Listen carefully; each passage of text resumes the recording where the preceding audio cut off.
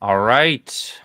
We are Hi. live, waiting to see if it loads properly on my phone just to double check. But welcome back, everybody, to anyone who watches this back or who joins the live in a couple minutes. I have a new guest. Him and I are well acquainted, but new guest on the stream or the podcast, whatever you want to call it. But yeah, just some basic housekeeping. Again, I have a Discord. It's called the Zen Force. You can join it. Buy, sell, trade. Talk about collecting, investing, all that jazz.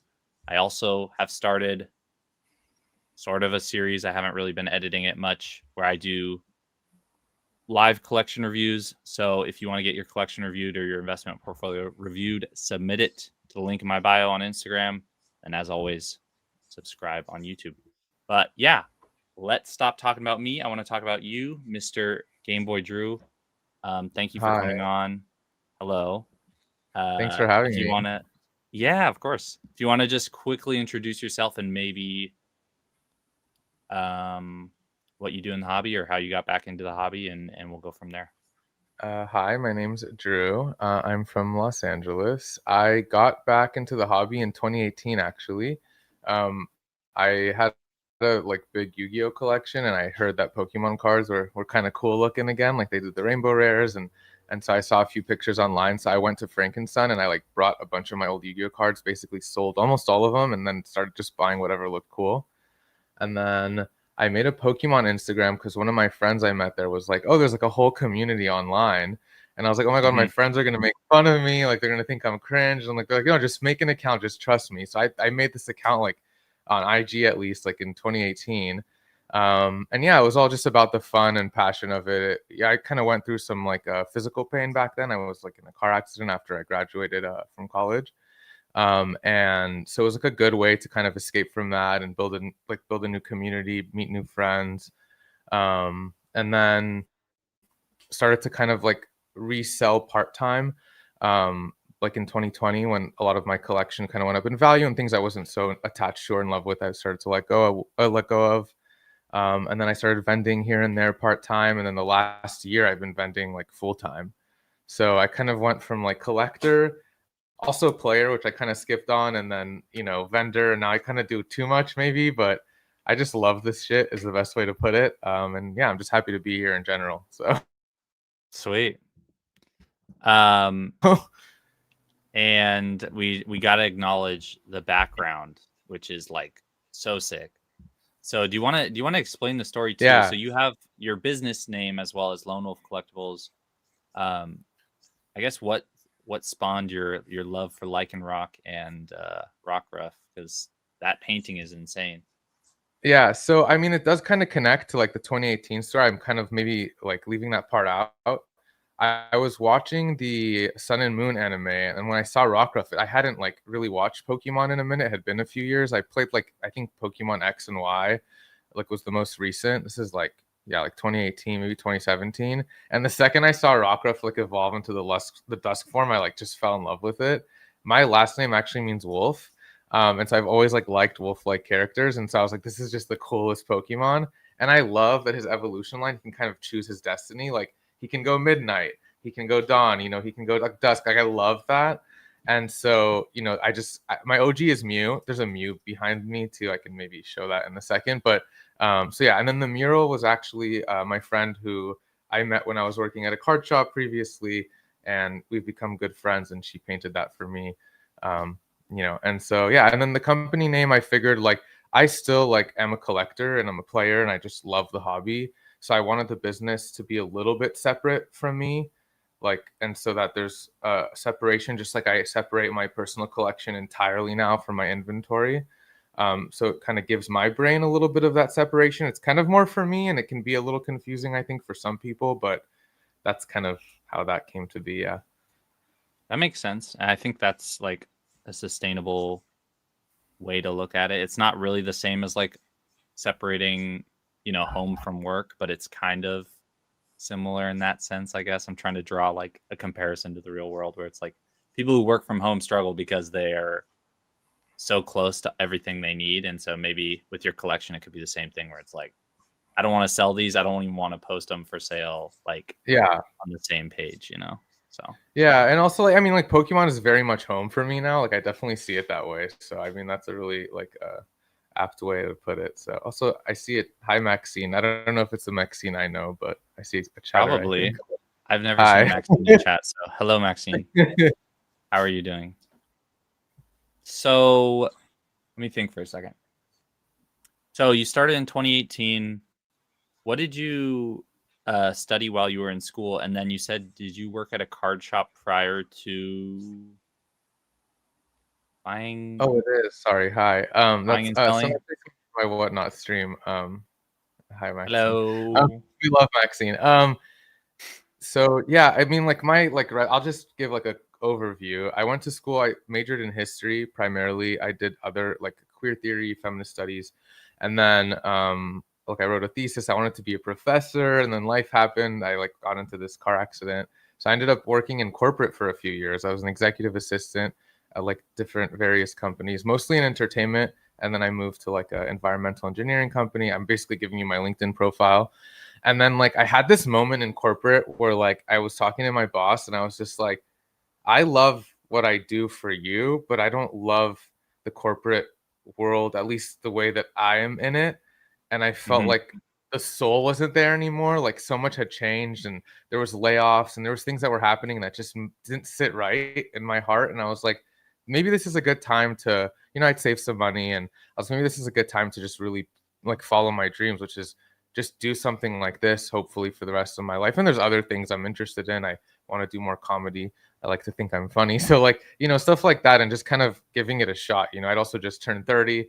And so I was like, why not now? So that's kind of my background a bit. Yeah. Cool. All Following your over the place. The dreams.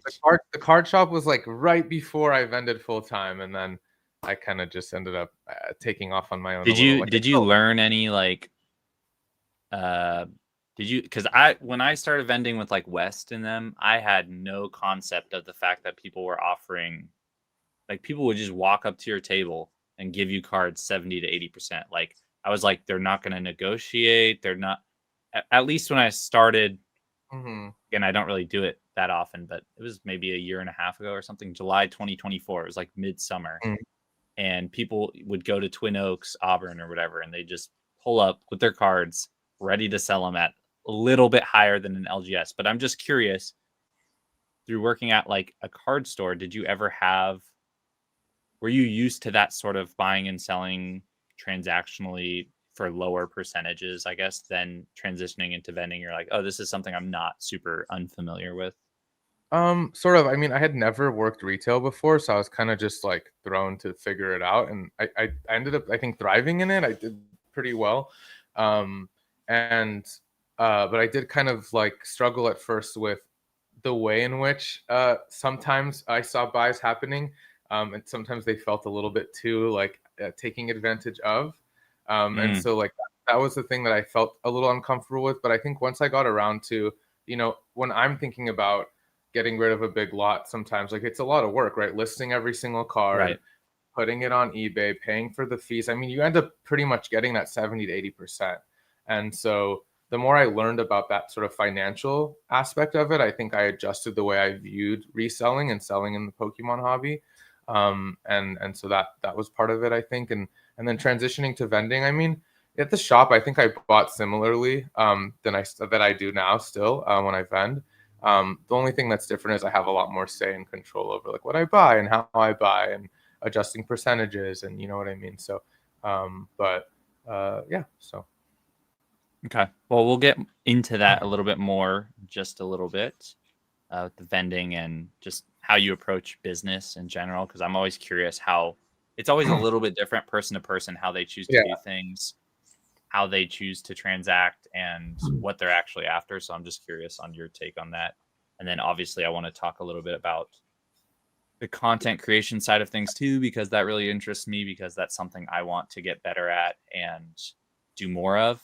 And I've noticed you recently started posting reels, and I saw one that like popped off on your page. And Mm. so I always get curious by how people do that and what motivates them. But before we do that, I know again, most of my viewers, we only have 7 people in here, but anyone who watches this back, most of them come for the market stuff. I kind of clickbaited them with the title and the thumbnail. So let's at least talk about it a little bit. The What do sky you is think? falling. Pokemon's worth Yeah. nothing now. That's it. It's over. Well, I Burn think it there's all. an interesting dual situation I'm seeing where there's definitely a lot of modern cards having some 20-30% pullbacks, let's say.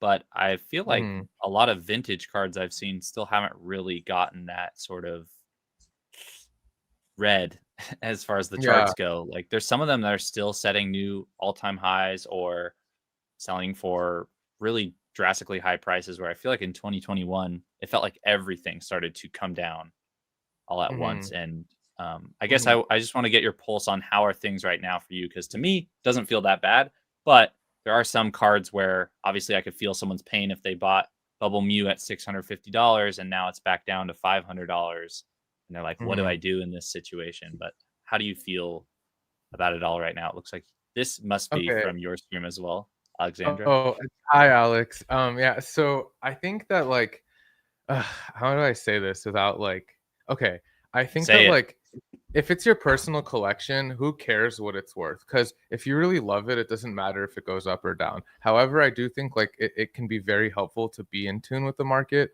especially when it comes to your personal collection. And there's ways to buy, I think, more strategically. So maybe waiting to buy that card you really love when it's maybe a little too inflated and there's just too much hype around it. Don't FOMO buy, etc. That's kind of one way I approach at least personal collecting, because at the end of the day, like weirdly, my PC is up like a lot. And it's all just because I collected what I loved. And yes, Mew is a popular Pokemon. So in that regard, yeah, that's gonna always be the case, maybe with a Pokemon like Mew. In terms of like the crash, I think we're just seeing like a modern correction. Like the supply is starting to meet the demand. And I think that we're seeing a ton of slabs, I believe, coming back from PSA in unprecedented numbers. And so right now there's just I think a healthy reaction to that. I also think there's a few vintage cards, a ton that I don't even think have hit highs that they hit in 2020. So personally, like there's in my PC a little bit, and even in my inventory, I'm consolidating into more vintage pieces myself. Um, I do see like, and I'm speculating here, like please, like I could be wrong, and maybe you know more, but I do think we have a cool down coming, and then sort of a boom, of course, with the 30th anniversary, and I maybe a bigger boom than we've actually ever seen. I don't think Pokemon is going anywhere. It's just so parabolic at this point. So I I don't think think that like anyone needs to panic. You know, if you love it, hold on to it, and you know, if you bought in at a good price, it might go down a little bit, but as long as the average cost is good and you know you play it smart, then you can continue to build your collection and grow your portfolio if you're also investing. And I invest too, right? But I'm just speaking kind of broadly here. So yeah, no, I think you kind of hit the nail on the head with the idea that we are in a little bit of a pullback or a downturn, but that doesn't mean it's time to panic.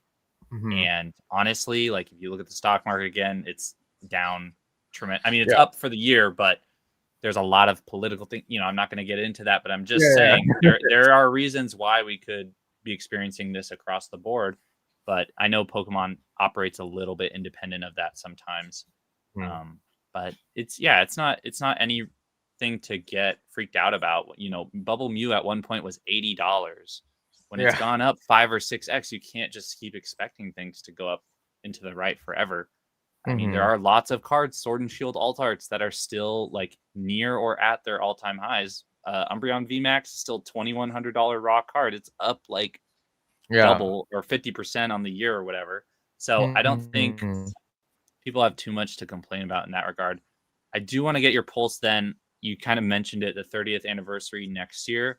How do you feel in general before 30th? Because right now we just had Phantasmal Flames and Inferno X in Japanese, and they've been announcing this Mega Dream set that's supposed to be like the holiday specialty set. I don't know what it's going to be called in English, but how are you feeling, I guess, market aside, going into these newest releases? Like what do you think the outlook is for next year, I guess, leading up to or getting to the 30th? I know you kind of mentioned you think it will perform really well, but are you Mhm. thinking it seems like an exciting release cycle? Because I feel I Oh get mixed yeah. I mean, opinions, but I I'm speaking for myself, and I'm always also curious to hear other thoughts. I'm a huge Japanese collector myself. I love modern Japanese. Modern Japanese SARs to me are just peak art. And I think those are going to actually have staying power. Like you mentioned, the Moonbryon. I think the Charizard SAR from Inferno X, specifically the Japanese copy, is superior to the English. And hot take will, I think, be more expensive than the English one day. And so I think that like anything with eye appeal is always really important to keep an eye out, no matter how much the supply is there. The demand is also, I think, very much still there for a lot of these cards. But yeah, I don't know if I answered your question fully. I don't want to like over yap, but No, no, generally, please, please, yeah. like I mean, I just think generally like when I'm thinking ahead here, like especially towards celebrations, it's just natural, I think, for us to have like another big wave of interest, and celebrations always brings back that nostalgia. It's a ton of nostalgia farming always. Mega Dream looks fantastic. Like there are so many beautiful arts for like you have the Gengar SAR that I had a sense something like that was coming. It's a holiday set. They always surprise us. I would think we're getting a crazy Mega Dragonite SAR. We haven't seen it, I don't think yet. We've seen the golds, so maybe we're gonna get a Mega X SAR, or not X, the Y Why? SAR That's what for I the was Charizard. thinking.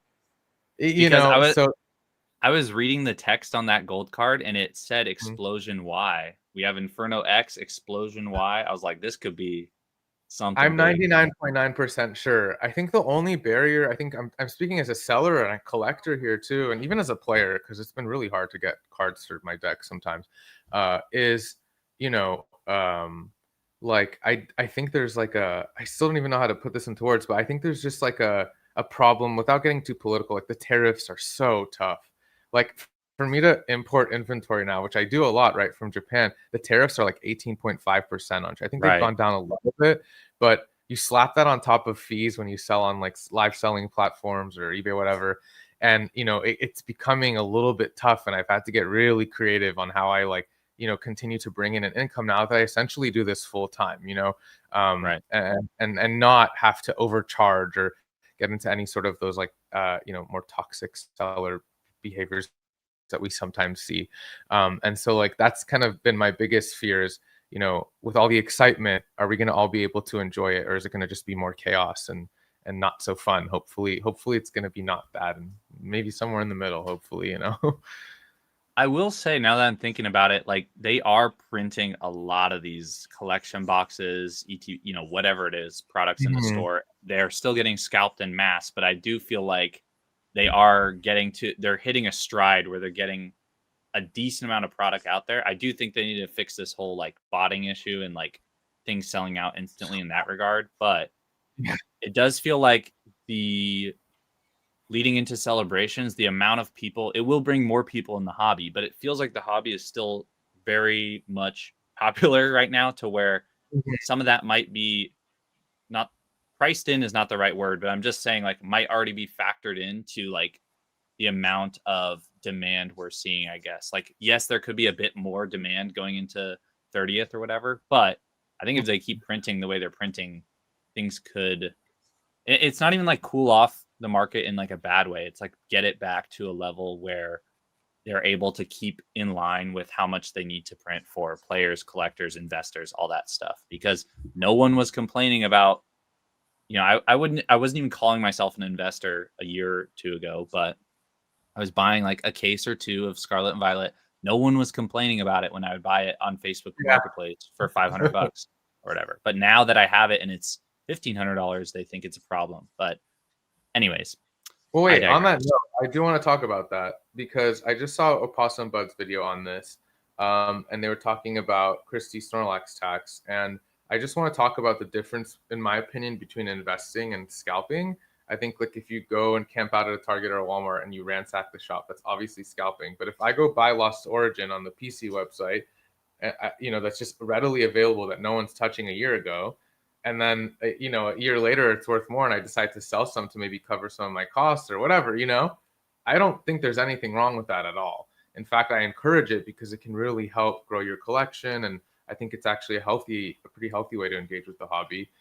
So I think like having that conversation is important because I think a lot of new collectors maybe don't know, and it's important to sort of have these conversations, I think, without getting too like into any sort of quote unquote drama. But it's something that I've been thinking about a lot, is making sure that, we talk about the difference between these two worlds, because they're very different in my opinion. Yeah, I think also just like how people are acquiring these items is super important. Like, are these people botting out hundreds of them? Are they swiping them all off the shelves? If someone is buying something on Facebook, on a Yeah. Facebook group that gets posted, or in Hmm. on the Pokemon Center, for example, I guess you could try and finesse your way through that. But all I'm saying is, any person, Joe Schmo, whoever, is just as likely to buy a sealed case of whatever off Facebook from the same exact person as I am, as you are, or whatever. And that's why I think Hmm. it's like a fair market where, yes, you Hmm. cannot like the fact that someone didn't rip the product or give it out to kids for free or whatever. I understand there's issues there with different demographics not being able to access the product. But if the case is $500 or $1,000 and it's up for sale on Facebook, we all have an equal opportunity to get it. So I don't see the argument from that point. I think people just see that there's lots of products behind someone and they automatically assume they like punched people to get it. Yeah. Yeah. I want to take of it, but not all of it. I want to take Maxine's question. I think we sort of touched on it, but I just want to make sure she knows that we saw it. So, why do you think the correction is happening now? I think it's personally just a culmination of a lot of things. Again, we saw this in traditional markets as well, where pretty much all these AI stocks and stuff have boomed 2-3x, some of them up 50%. Big names, Nvidia, all the Mag 7 names, all of them are up a lot. A lot of people are Mhm. cashing in those profits from crypto too. And then again, I think we have a lot of political issues that are causing a little bit of market Yeah. turmoil. Things are just not affordable. Like, people can't afford housing, they can't afford food. Where I live in Western Washington, Seattle, it's like just as expensive as California now. I've been telling people recently, like, we used to talk about for the last 20 years that, oh, I would love to move to California, but it's so expensive. And it's like, no, we've like caught up in prices to gas. We're Yo, like the most expensive gas in the country now. So it's like things are just not affordable for people in general. So I'm not super surprised that some of the collectibles or things like that are maybe taking a step back so that people can afford their regular day-to-day lives. no, yeah, like, dude, I've been, traveling around for these shows, right? And I'm noticing too, like, everything's getting really expensive. And, even for me, I've been blessed to do pretty well this year in general. And like, I don't necessarily struggle with some of those things that I hear other people in the community do. So I'm very much privileged in that regard. But even for me, it's become a big strain. And I've had to pull back on some of the traveling actually, because it's just so very expensive. And so I can only imagine, and like Yeah. some of the entry fees for these shows are becoming absurd, and so I get it. I think it's just a little too much of trying to capitalize on it as well, and I think there's a reaction to that now. Like, well, it's not worth it for me to pay whatever $40-50 sometimes to get into some of these bigger shows, but I wanted to just buy like 1 or 2 or 3 cards and maybe just catch a vibe. So stuff like that I Yeah. can see being part of it, and I think it's also just a natural reaction to like a lot of product being printed to demand, which is good. I think, I love a bear market personally. So good time to buy, easier Yeah, it's to, interesting because, sorry, I didn't mean to cut you off. no, you're good. I'm just saying, like, something like a bear market can be a good thing too. Like, it makes it a lot easier. Pokemon, a lot of cards that are so expensive, it just doesn't make sense. Maybe I'm just kind of an old head at this point, where it's like this that art rare Marshadow. Like, what was that about? And so it's just like some of it just doesn't make sense. And I think the market is finally saying, okay, this doesn't make sense, and it feels like a natural correction, right? To a lot of that. I almost put that as the thumbnail, but then I was like, maybe not everyone will know that card specifically. But yeah, that Yeah. card's down like 75%, which is like, I just I sold think I'm one just for gonna make a $19. video I was every like, new. good riddance. Yeah, I think I'm just gonna make a video every single new set release to caution people not to buy it when it comes out, because it's just so volatile, and the people who are first to market are gonna be the only ones making money in most cases. But um, yeah, I do kind of wish to like. I do wish there was more. How do I want to say this? Card shows that were. It still feels like it's very vendor seller focused, as opposed to like collector or networking focused. I wish there was more card shows like that, because I've had the same feeling in the last couple where it's like I want to go to the card show, but I don't want to set up and like be hustling all day. I would rather just like go around to each person and say what's up and shake hands and that sort of thing. But totally. it's tough. I get it. It's a business as well. So Yeah. Vaccine, I don't know if we answered your question properly, but I think hopefully. let us know if you have any other questions. Also, hi Xavier. Yeah, I've also been thinking a lot about just in general, like if we're talking specifically about investing, there's still a lot of opportunity here, and I think when there's a lot of panic selling, it could be an opportunity to grab some pieces that you might not have otherwise been able to during like a big boom or something. And so don't give into FOMO buying is what the biggest thing I would tell to like new collectors. I'm not like a business guy myself. My dad's a businessman. My mom's a creative, and I guess become a hybrid of the two, hopefully, a good one. But I'm learning as I go. But that's the one thing I've learned just from an outside perspective, as I like try to become some sort of businessman too, along the way, is like don't give into that FOMO buying. Fear is not a good way. Being so emotional too with your investments is never also like a good answer too. A lot of it's psychological. So I think getting a good head on your shoulders when you approach these things is so important. So yeah, I mean, it's so weird how people are so reactive. Again, I posted the title and thumbnail the way I did to get people to click, but it's like people are so reactive to slight price adjustments just because we're all like sort of paying attention here and there or every day. And I think everyone, every portion of the hobby should be welcoming a price correction or a quote unquote bear market right now. If you're an investor and you missed the opportunity to get in on Scarlet and Violet or Sword and Shield, like I did, I missed most of Sword and Shield. Like you should be welcoming that, because that means you can start to build a meaningful position for the next couple years. That should hopefully, like if Pokemon keeps doing what they're doing every few years, like having a really big surge of new audience, then that's a good thing. If you're a collector, you obviously want cards to be cheaper so that you can buy them, put them in your binder or grade them, whatever you want to do. And then, I mean, I guess the main audience it's going to hurt is probably vendors and streamers and scalpers. Probably scalpers the most, obviously, but I don't think it'll think hurt the good vendors or the good sellers. It'll hurt the scalpers, but it won't hurt the good vendors or the good sellers. I think only the strong will survive. That's a good so point. Hopefully I'm one of them, but hopefully you are too. But I think that like it's not gonna the right vendors and the right sellers I think are prepared for this. They're gearing up and they're making smart buys and smart sells right now. I think that's a good point, because if their margin or whatever their little bit of wiggle room they need is built in, it doesn't really matter what the price is. If the card is $100 or $50, it will they'll be able to get some opportunities there. But I do think like now is like, I'm not going to say now's a good time to pick up like Sword and Shield, because I know people have been saying that for years, but I'm just saying I'm trying to look at it now, like Lost Origin, for example, right? I think it got as high as like 800 something a box, and it was like 5,000 or 6,000 a case. I see it on TCG Player at 720, but I've seen cases. Yeah, it's case for 3,800. I saw someone post cases for 3,500. Again, that's not cheap. I'm not telling people to go buy that. I'm just saying it was at 6,000. Now it's at 3,500. Yeah.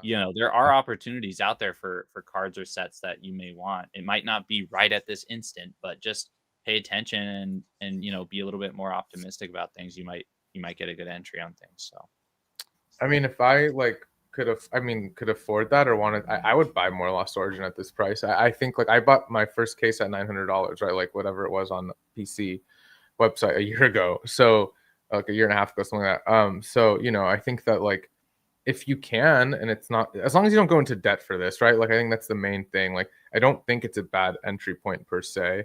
That set's never going to be printed again. It's hard to know whether it's going to go down or not. It's a 30th anniversary, going to be the last time that set's ever that cheap again, right? Like what before, right? Leading up to it. So, I don't know, but yeah. So. Yeah, I think Lost Origin still has a lot of upside. I think people are I mean, everyone loves Shinji Kanda. That was like his first big card, and I know it's a V alt art, but it's really like that. I feel like that one almost dethroned the Rayquaza. Like in my eyes, the top three for me at least are still Umbreon, Gengar, and Giratina as like the ones that I would want the most. I know Rayquaza is more expensive in some cases, and there's some of the evolution VMAXs and stuff, but those are the three that I default to. But yeah, we'll see. I just picked up this sword, and what I put, I wanted to, like, even cards like this, I actually think they're going up. Maybe wrong. Hold on. But I think yes, Maxine, I agree. There's definitely some cards I want to make plays on that I'm kind of just waiting to see what the reaction is in the next couple months, because I see more, and this isn't a good way, I see more downside risk right now than upside for a lot of singles. Sealed is kind of like in the middle where like some stuff's already pulled back a decent amount. I don't really see it going too much lower for certain Scarlet and Violet era boxes because they're like trucking along. They're already like halfway through this mega era almost. But Scarlet and Violet, if it gets a little bit below like 200 or something a box, I wouldn't be shocked, but that's not like, it's attractive, but not to the point where I would want to like whale in on things. But there's a lot of cards, like you said, that are some IRs. Like I was looking at the Black Bolt White Flare IRs. Some of them are still $30, $40, $50. I'm like, dude, these are gonna have to come down to $15, $20, and then that's probably when I would make more moves on some of those. Definitely agree. And thinking of like Sword and Shield, I just picked up the PSA 10 Blaziken alt art. The one where with the Inteleon line and the Zangoose. Big chicken. Yeah, and like even that, I think it's a beautiful art. Maybe Blaziken is popular, but it's not maybe as popular as like a Gengar or a Giratina. But like stuff like that too is really interesting to me as well. I mean, like I said, like art and eye appeal, I think like really does sell for me well in general, and that's like I think a lot of people will overlook those cards too, because as we like phase out of some of those eras, a lot of people only think of the three that I listed or the top 5 or top 10. They might not think of a Blaziken or a Galarian Moltres or whatever, which are really solid cards. Yeah. So definitely good to keep your eyes on those. I think. All right, I want to take this question. Do you protect your investments with acrylic cases? Is it a good idea to spend that extra money? I honestly, at first I did because I only had a couple boxes, but then it depends. If you get a bunch of cases, I would just use Costco storage tubs and make sure it's in like a, not temperature controlled, but a temperature safe room where it's not going to get wet or moisture content. And I just stack 4 in a tub. But if they're for individual boxes, if it's a really expensive box, yes. Like if it's over a few $100s, I would probably get an acrylic. But for most of mine, all my Scarlet Violet era, and most of my loose Sword and Shield era boxes, there's like plastic. I don't have an example on me, but there's plastic ones that you can get that you can buy in bulk for like, you can buy a pack of 20 or 40 of them for maybe, I want to say like between $20 and $40 or like $40 or $60. And so that way you can actually protect a decent amount of them for pretty cheap. They're obviously not going to survive a fall from the top of the shelf, but they will survive like fingerprints or like tears to the plastic super easily, which for moving them around, that is kind of all I need it for. I don't know if you have any advice on protecting your sealed, Drew, or if you just kind of let it hang. So funny, I had a Roaring Skies box at it was a Front Row San Diego, and it literally fell from the top shelf. No, but it was in a case, and it cracked the case, and I was like, "Oh my god! I hope the box was, thank God, and perfectly fine." But something else I've noticed, so I've been carrying some of this. I've had some of these things behind me, and then like whatever for like 8 years now. Moisture is a big thing that I didn't account for. I recently opened a Dragon Majesty sealed box. It was one of the first things I bought in 2018. I was, I think, the first set that got me back into Pokemon. And when I opened it, I got the pack, so it smelled like mildewy. And so I investigated like a corner, and it wasn't even that there was mold. It's just over time, I have a window, it rains, like just there's always, that chance. So I actually bought these recently.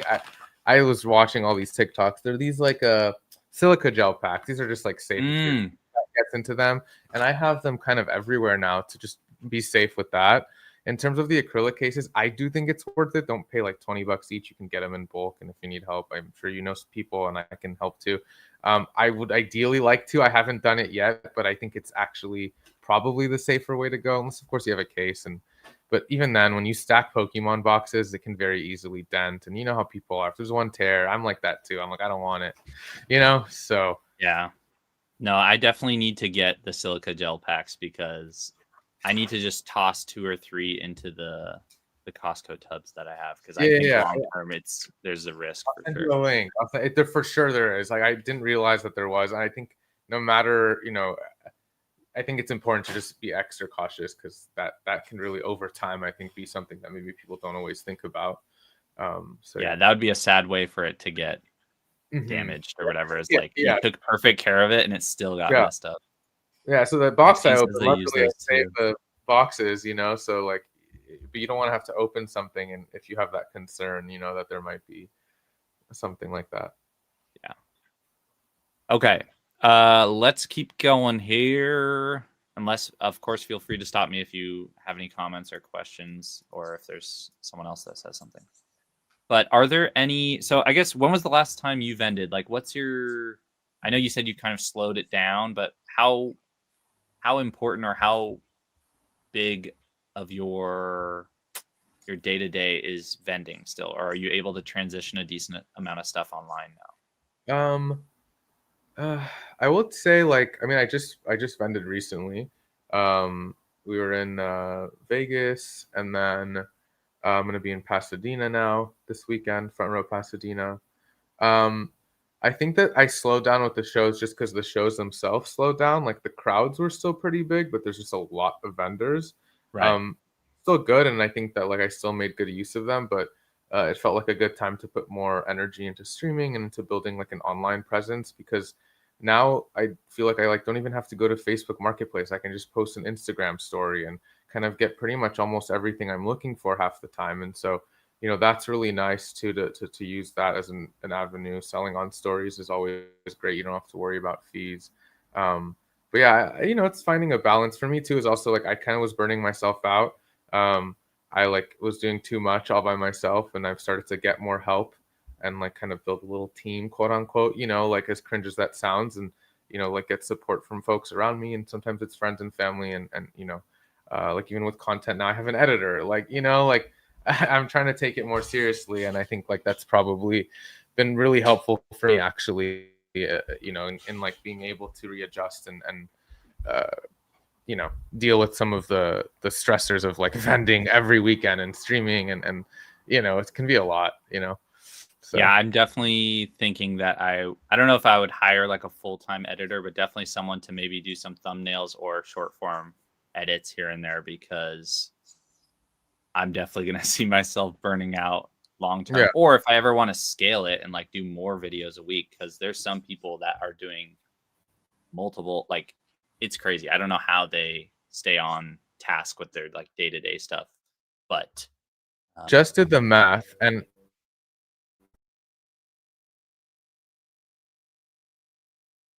oh, did we lose Drew?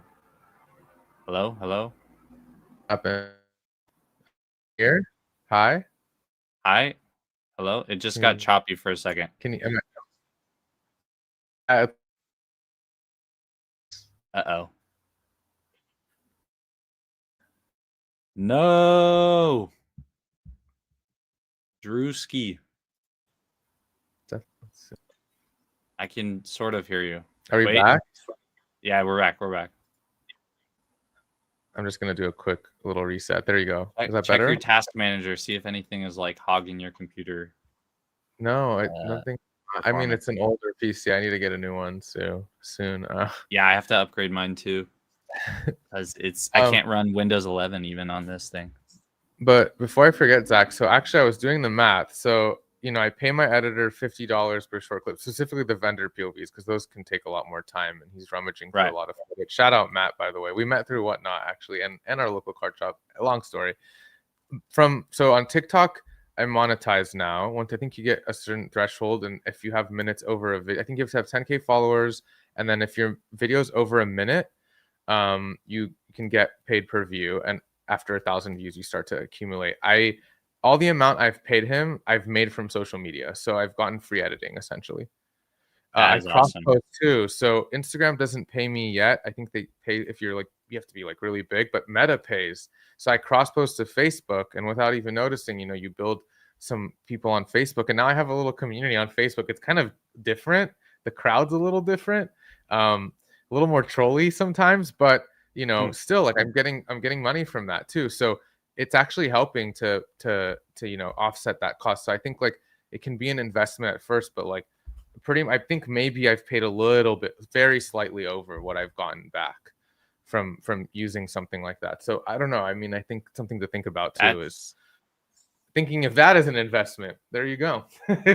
So no, that's I obviously you're not going to see the returns right away, maybe, but over time, that would be my goal. Like that's my goal for a lot of this stuff, is to just be like, can I negate another cost in my life by doing well here? And vending, you can do that, but it just requires so much physical labor and preparation that I'm like, is there ways to do it with content or an online store or branding or brand deals or something like that? And so I definitely would like to get down that route eventually. I'm not taking it seriously enough in terms of how much content I'm putting out yet, but I think that's super inspiring that you said pretty much, you're monetized on TikTok. I know you have a bigger following there, but being able to post a reel that someone else edited for you, that you paid them $50 or whatever, and you might make $50 between that and your other videos, let's say. And that's really that's awesome, because even if you had, imagine that it even came out to, you had to pay him,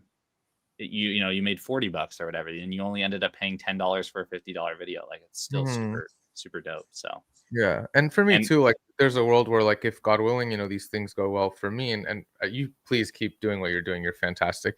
But like, I think that like, we've talked about like a profit sharing, adding incentive there too. Like it's his work as well. Like, sure, I'm the one in the video, but he's putting in all that hard work. And I think that is something too, like as that grows, God willing, that I'm able to also like give more, and it's not just my video and my thing, that it's our thing too. Like I don't want it to be just about me, because that's not why I'm doing this. So I think that like that's something too that like has been really helpful in like approaching some of those things. And I don't know, anyways. I can forever about whatever. So that's very wholesome to hear, and stick to the agenda. I hope more people can operate in that way, because I definitely think editors are probably one of the more underpaid niches, or not niches, but like industry professionals out there. It's like photographers, editors, that sort of thing. They're just kind of like, I don't know, people don't see them as humans sometimes, where they're just like, I need you to put out the work, or like bro, even anime editors and like animators in Japan, and there's so many people that I can edit a video decently well now, because I was like, I need to be able to do this on my own, right? But dude, it's a lot. Like it's a lot. So I think it's very like underappreciated, and I think that that's not cool. So I also make sure I tag and everyone that it's edited by that person, and etc. And so like that, I also try to make my own videos still, because it's still like I still make a lot of my own videos. But it's nice to also have people helping me, and I also now recently have someone helping me with my gaming videos. Xavier, actually, he just jumped in there. He made that edit of, I don't know if you saw the Chainsaw Man Excadrill. I don't think I saw it. I'll send you it. It's silly. Okay. It's ridiculous. But, so we kind of had fun with that together. We both kind of like came up with the whole concept, and he kind of just cooked. So that's dope. Yeah. Okay. Well, Zach, post more content all the time. I'm going to try to do my best. Like I'm not the biggest investor, like bro, but like you're one of my favorite pages to follow for sure. So yeah, I don't know if I'm. It's so tough, because I want to almost rebrand it in a way that I tried to a little bit, and then I saw Christy Snorlax Tax has almost the exact same bio as me, and I'm like, damn, I got to change mine again. But my thought was, how can I make it so that collectors don't see like investing as like this evil, scary thing, and like they could actually see it as like a growth opportunity for ways to like collect better. But I haven't like fully fleshed it out in my head, and it might just be a really hard branding pivot. But I've been trying to think more about how I present myself in general. Like pretty soon I'm going to get rid of the Alakazam profile picture, because that's just long overdue. I got to put my face up there and start like pushing myself out there, so that people know when they see a video from me or they see my profile picture that they know who they're watching. But we'll see. Let's see. Did you experience? This is a hard pivot. Hard pivot. But did you, just on the topic of vending, did you experience? Because I know I saw Lee and Jesse Pang, I think, post about the PSA buyouts at shows. Did you experience that at all? I think they're buying it for GameStop's power packs or something.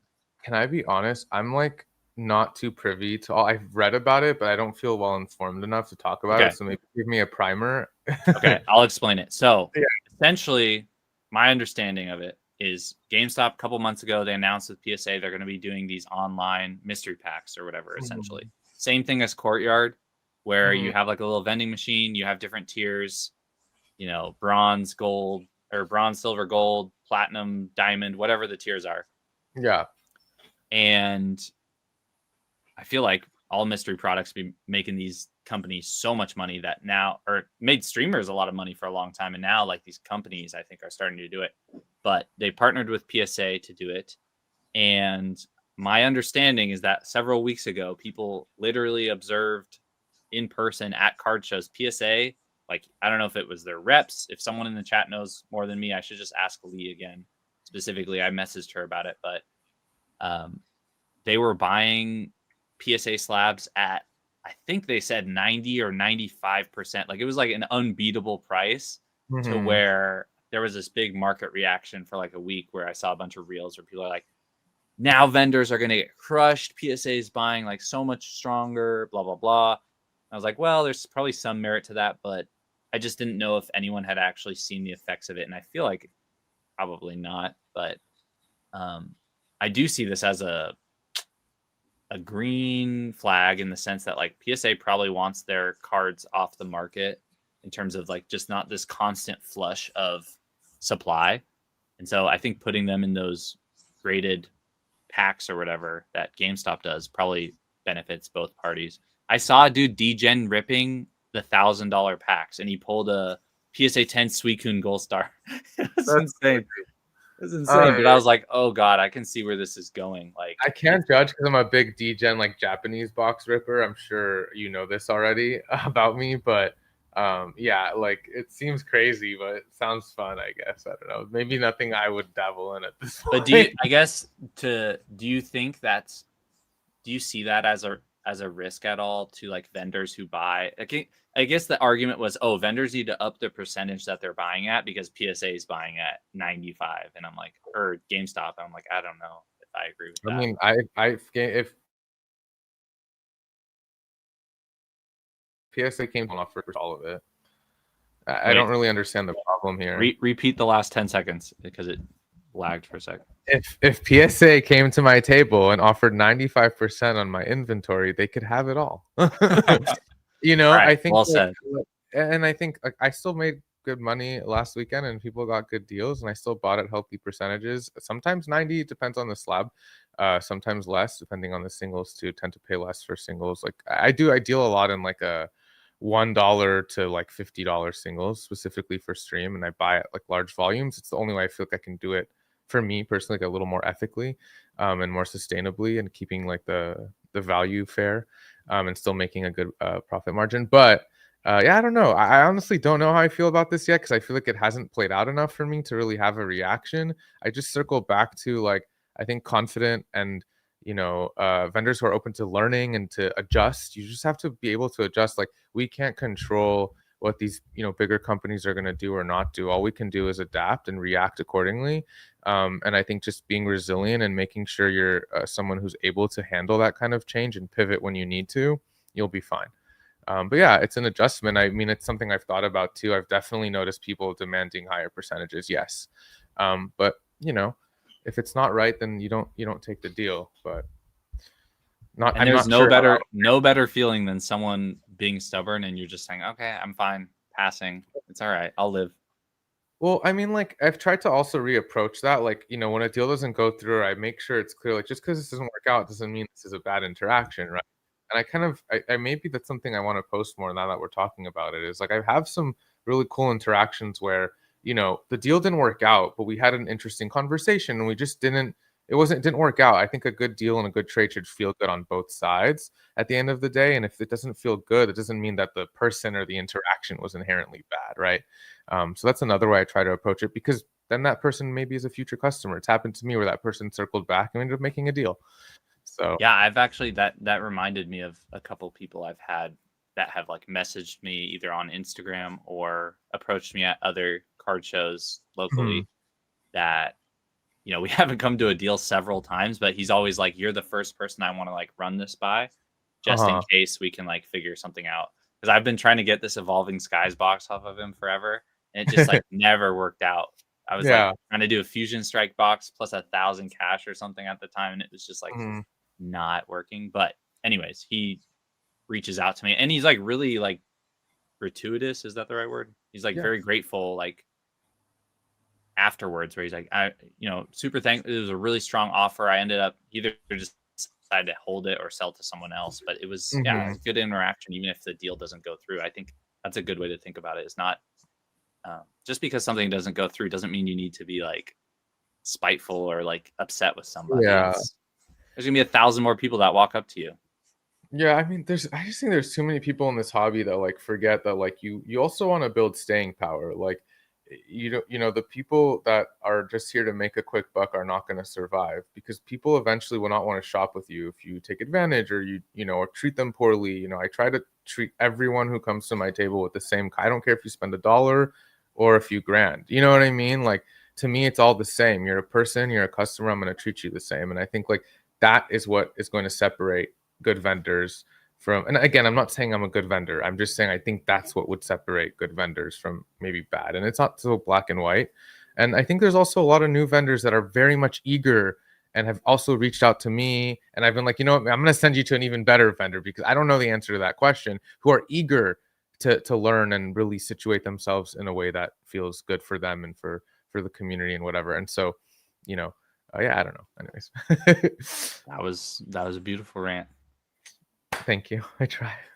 Well, I guess on that topic then, what's like a piece of advice you would give to someone just starting out wanting to get into vending? I know competition's probably tougher than it's ever been, just because one, a lot of people have made a lot of money, but two, I think the whole content thing around vendor POVs is pretty much taken the whole Pokemon hobby by storm. I think that's another huge reason why the hobby popped off this year that doesn't get talked about enough probably, is you have people like Coop or what's his name, Beard Dad Cards or something. Phil, Like, yeah. yeah, these people that are like, I mean, they are multiple hundreds of thousands of followers deep in like a Mm, year from being positive or doing good deals or whatever. All I'm saying is they're getting more eyeballs on yeah. them, and a lot of people are then being like, okay, this person's giving me a positive.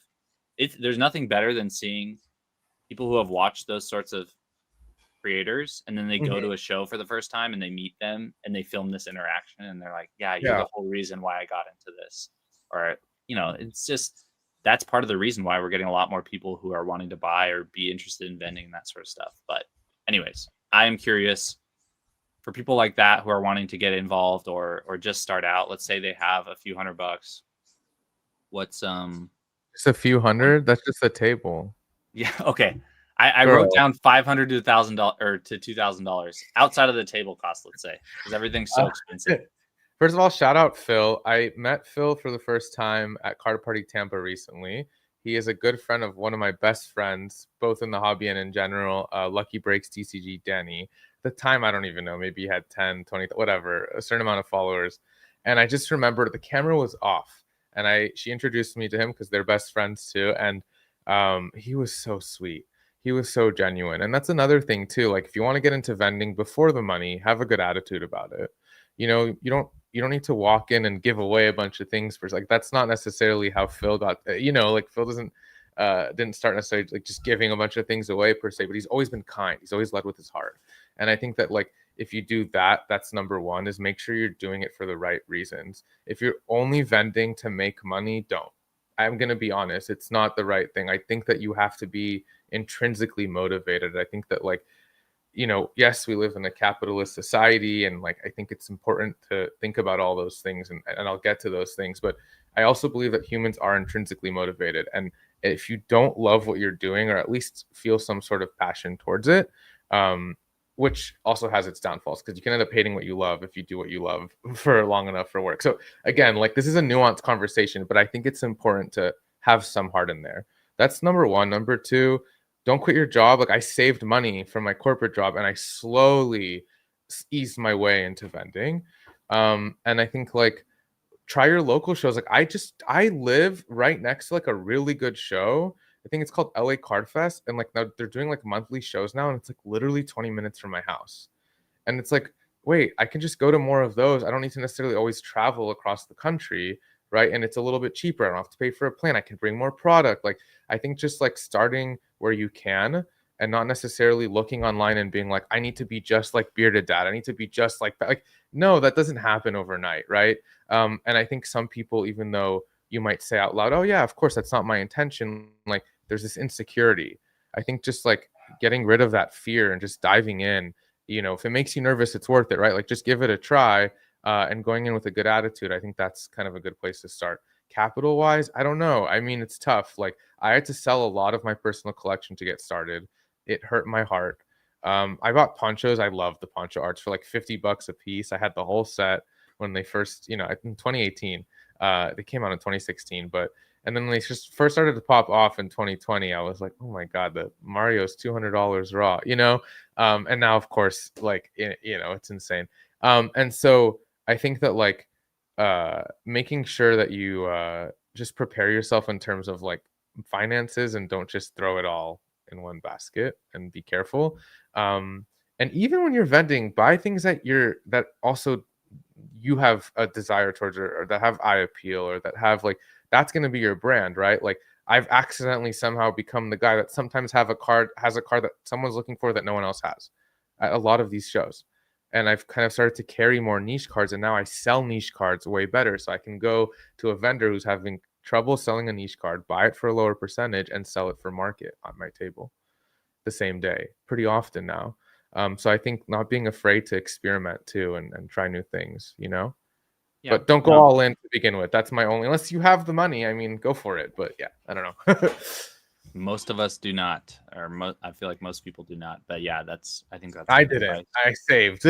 So something that worked for me too is, like, if you have any friends that vend, or people that vend, my first couple shows, I just went with West and Eric, and I just stood behind the table and just observed. I didn't spend any money. I didn't like do any deals. They had a couple of my cards in their cases, but I was really just watching, seeing how they transact. They pull out their money. Like, how is this whole negotiation thing happening? Because I had never experienced that firsthand.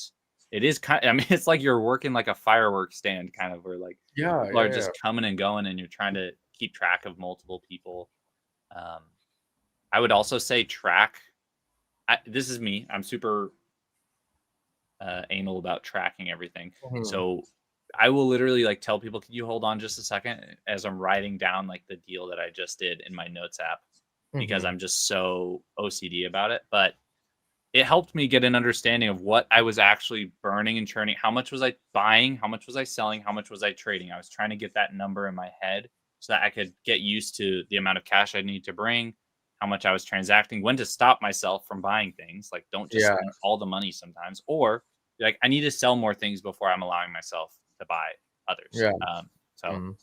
And another problem I had too is just like, you essentially, you acquire too much inventory, and then you go home, you're sitting there, you have like multiple boxes to sort through, or multiple slabs. And it's like, you have to be willing to put in that work too. So I definitely easing yourself into it, but also just, I think, like you said, trying new things, seeing what works, seeing what you enjoy the most. Is it sealed? Is it slabs? Is it singles? Is it a combination of both? What is that combination for you?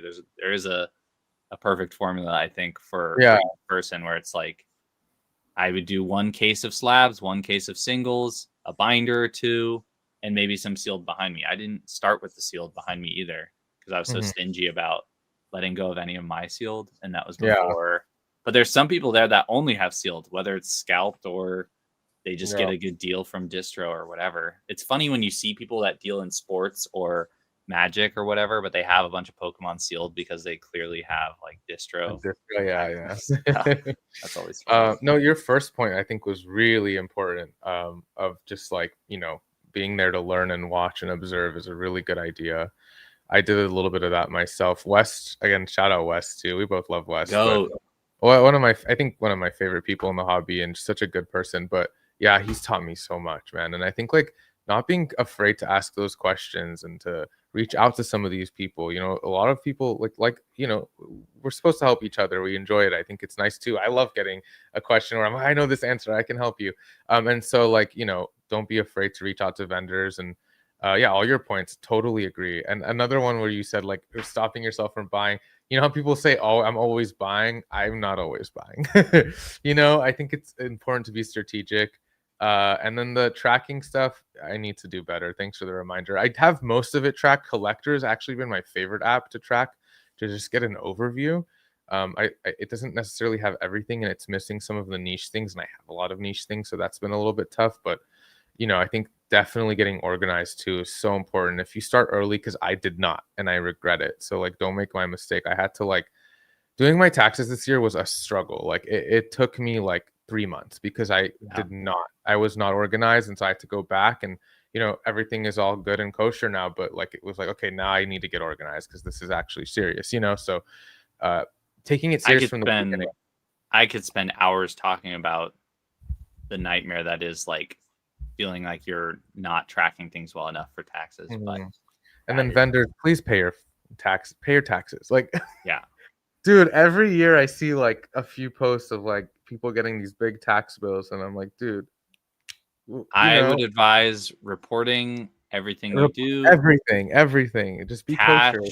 Okay. Dell, whatever. I do it all just because I'm like, if I can't make this work with these numbers being reported, then why am I trying to do it as a business? Yeah.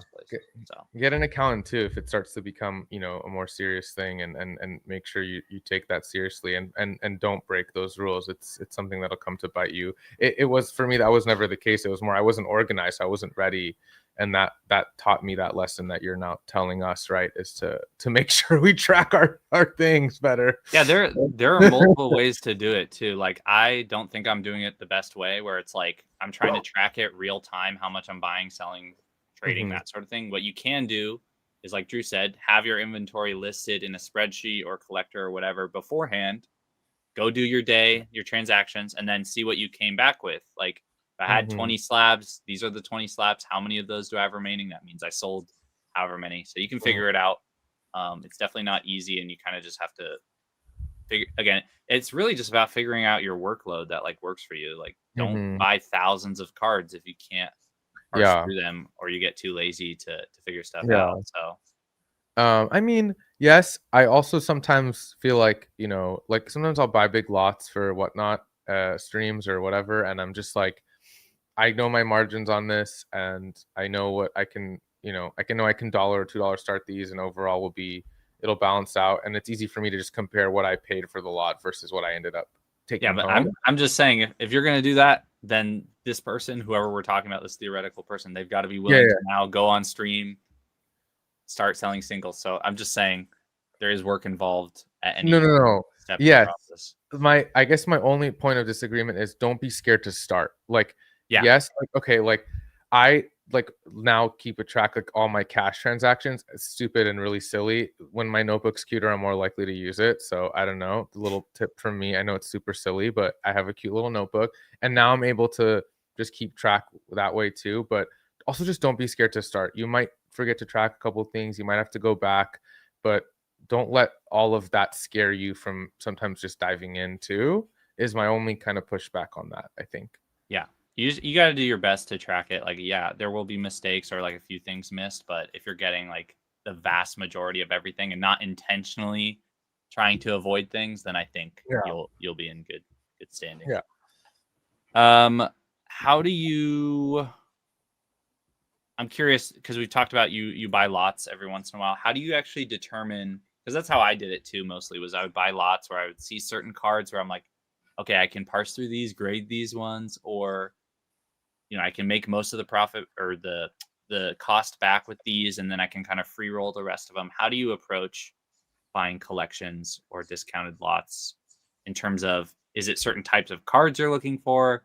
And you can, like you mentioned, you can sell certain, maybe the cheaper or harder to sell ones on stream, and you could sell the other ones in your cases or grade some of them. How do you kind of approach that I process in I general? ask my buyers, like I in my Discord I have a tab that's called requests, and sometimes people ask me for stuff in stream and I don't have it, so I have basically now like a running shopping list for every card show.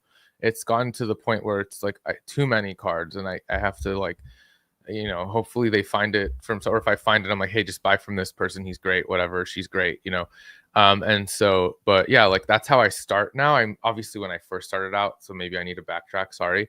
I looked for eye appeal. I looked for cards that I thought that were popular with most people, and I also looked for cards that were more unique that I could tell a story about. I think it's important when you're selling a card that, and it's not fake, like be real. Like there's so many cards that like are undervalued right now, and I'm just like, these are beautiful arts, like take a look at this, maybe grab it before people pay it. That Hoopa with the Rayquaza in the background, I don't know if you remember that promo, the Battle Festa. It's like a Hoopa and there's a Oh, is it the shiny full Mega art? Rayquaza, the full art with the I'm kind Yeah. of bad with set names. I'm a little, Yeah, I I forgot. I forget don't remember sometimes. it either, but I know It's a which card you're talking promo, about. it's a Let's see. Battle Festa. I could just shove it up here, but dude, that thing was so cheap. I was like, there's a Mega Shiny Rayquaza, there's a Lugia, there's a Pikachu, there's a Mega Latios or Latias on there. Like, why isn't this like getting more attention? So I bought a bunch of copies, like as much as I could find. I bought like 10 copies. Call that what you want, but no one wanted it. So I bought them, and they skyrocketed very quickly once people started to take notice. And so we bought like, yeah, I think 10 or 11 of the PSA 10. So I think keeping an eye out for stuff like that, like there's so many opportunities even right now. I can give a list of what I'm looking at, and I'm curious to hear what you're looking at. But there's still a lot of opportunities, and I think paying attention to those things too, and talking to other vendors about it as well. Yeah, there we go, that card.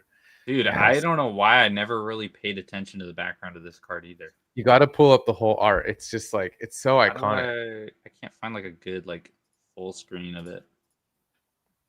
I don't think these are going to be big enough. If you go on price charting, I think you can pull up a really nice high res image. That's what I like price charting for the most, actually, is like they have pretty good high res images, I think. Oh yeah, this card is only in Japanese too. Yep. And that's another big selling point is, Oh, here's a big there's one. that. Mm. We It's settled down now, but I think it's still a good card to have if you like the Pokemon or like the card, or even to invest in. If you're thinking it from that perspective, I would invest in this still. got Mega Or like, Ray, Hoopa, Mega Latias, and Pikachu. that's also a shiny, right? It's a shiny Mega Ray. Oh, You know there's that. Lugia. Yeah, Wow. Lugia. There's shiny Oh my. collectors now too. Like, I mean, I'm also a shiny hunter. I'm like too into Pokemon, but like Wow. that's a draw for a shiny collector. I know friends who have binders of just cards that have shiny Pokemon on them. So, that's a big beautiful card that people were sleeping on. So, like for new That's vendors, crazy. you have a few $100. There you go. Start Bro, with this something like this, maybe. I remember this card was like 30 or 40 bucks for like a long ass time. Dude, it was like $15 raw for a long time. Like, I Really? think. Yeah, you can. I mean, maybe I'm wrong. I think 20 maybe is I'm thinking the lowest, but that's I think when I was really eyeing it when that was the price. But How much are the 10s now? I bought average costs for 10 PSA 10s. I'm just gonna go on the higher side. I want to say like 400 at most. Huh. I'm 4 to curious to see what they're 450. going for now, really quick. That's crazy. But yeah, I Yeah, agree. A lot of those cards where you have like popular Pokemon in the background too, or just like multiple Pokemon can be really, really good. but see, Zach, like we were talking Whether about, it's right? investments, Like when the flip, show whatever. slowed down. Sorry, I didn't mean to cut you off. I think it got a little choppy. No, you're good. Um, Keep going. But so like, we were talking about how, when there's a market correction or there's a slowdown, like, dude, that Hoopa play like paid for my bills for 2 months. So I could have not vended. You know what I mean? Like you got to keep your eye out for these things so that when we do have these slowdowns that like, these things can help you sort of survive and weather some of these storms, quote unquote. And so sorry, that's just another thing that kind of comes to mind too, is like, yeah, that like paid my bills for 3 months, you know. So like, you know, like I don't know. Anyways, but yeah. So Yeah, man. You gotta. It's hard to know that those sorts of plays when you're starting out, but definitely yes, over yes, time you for sure. learn like what people want and maybe what people are missing based on And I've got burned too. Like popularity. you're gonna make mistakes and don't be scared to make them. I just think like, you know, make sure you mitigate that risk as much as you can. It would be my biggest piece of advice. I'm sorry if I'm not giving the best advice for like just starting out. I think because I came into it as a collector first. I don't know if like No, how I to think like that Hoopa is a perfect example of a card that yeah, was readily available for a long time, had strong fundamentals, and it's like it has all these popular Pokemon in the back of it. There's no way it could like the likelihood that it does better than worse long term, I think is there. So just having that sort of yeah, mindset, even if you don't have to buy that specific card, it can help yeah. inform. Like there's definitely like Surging Sparks right now to me is like one of the most screaming buying opportunities. I think it's cheaper than SV base. I think the boxes are cheaper than SV base. Really? I think it's I I don't wanna checked like today, ruin this. 225 a box, and SV That's base was great. like 230 I on just got that Pikachu finally. So funny. and Pikachu's $300. The highest chase card in SV base is $50. The That's Latios, I think, is a banger. It has Latios, connecting mhm, arts. I don't know. I think that set is just probably printed into the ground to where like yeah, it's the supply is plentiful right now, but it's not going to stay like that. It ran up to like 290 at one point. Like it's yeah. only a matter of time. That's one of the sets that they reprinted the most from Scarlet Violet era. I noticed, like boxes wise, I think they had like 3 or 4 Oh, I didn't reprints know that. produced. Yeah, I mean they weren't like enough to crush the market by any means, but yeah, there was definitely. I feel like the first couple Scarlet Violet sets they started out with so many boxes already to where like Mhm.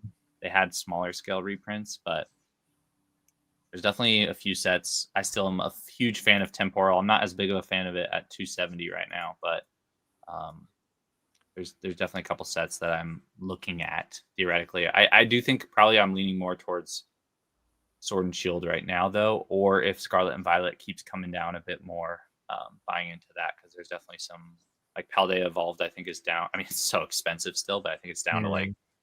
350 a box or something, and then the Magikarp's like 280, which again, that's not. I'm not comfortable paying those prices, but Yeah. if it keeps going down a bit more, I might want to get back in on some of those.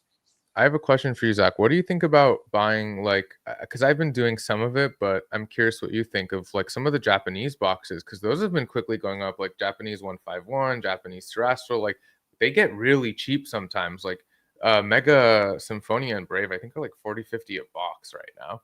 You know, and that seems like a good set too to maybe hold on to because eventually, you know, some of those cards can be really desired over time. But I'm curious what you think about holding on to Japanese sets as well. I've gotten burned from Japanese just because that last waifu boom. I definitely made some plays I shouldn't have made. But that being said, I do think there's still a lot of opportunities with, there's sets like even SV Base or Paldea where they have these popular trainers that in PSA Mhm. 10 still do very well or are more expensive than English.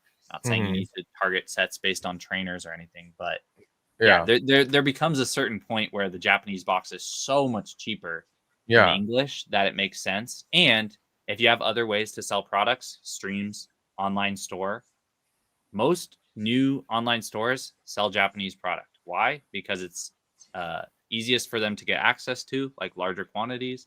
And also, there's ways for you to repurpose like a lot of those products. People do holiday bundles or whatever, where they do 5 random Japanese packs mixed together. Like there's ways for them to move the product Mhm. if the boxes aren't selling. And Yeah, you can kinda essentially create your own product with that, and that's yeah, also really you know, that's like, I thinking Goated Pools comes to mind here, you know, like creating essentially his own product where, like, it doesn't really matter what's going on with the market, he still has his product. You know, yeah, the they're most also the easiest to essentially for grade, all that. obviously. I don't think I would ever want to try to rush grade anything now just because I know they have PSA in Japan. So I know like the Inferno X Zard maybe would be an outlier, but it would be really hard to beat out any Japanese sellers from rushing grading those sorts of Yeah. things. But I do think I don't know what Gloria Team Rocket's at right now, but I mentioned it last time with Ari that, that set, for example, ran up to 200, 220 a box in Japanese before release. The day after release, it was like down to 110 a box.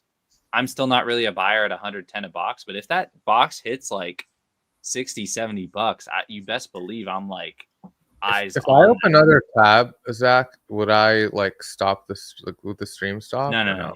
No, you should Okay. be good.